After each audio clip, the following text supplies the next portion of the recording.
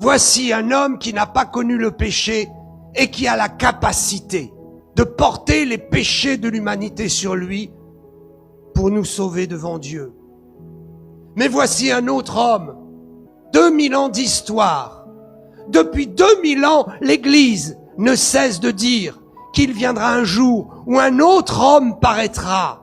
Celui qui veut la destruction du monde, l'Antéchrist. Nous sommes à l'aube de le voir paraître.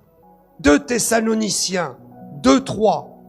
Parlant du retour de Jésus, l'apôtre dira, Saint Paul dira, que personne ne vous séduise d'aucune manière, car il faut que l'apostasie soit arrivée. Et elle est devant nous, l'apostasie. Elle est sous nos yeux. Et je ne crois pas qu'il y ait encore des millions de gens qui adhèrent à cette apostasie.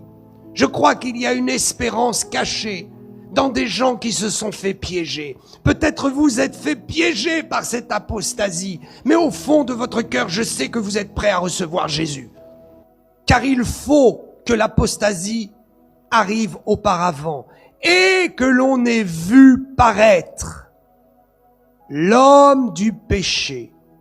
Avant le retour de Jésus, il y a l'homme du péché qui est retenu et il y a l'homme du péché qui devra se dévoiler. Ainsi nous partirons et il pourra commettre les choses les plus abominables en allant à Jérusalem dans le temple qui sera reconstruit bientôt et il s'assiera pour se prendre pour Dieu. Il emmènera l'humanité dans la perte de toute volonté. Et il enfermera les hommes et les femmes qui n'auront pas su saisir la grâce.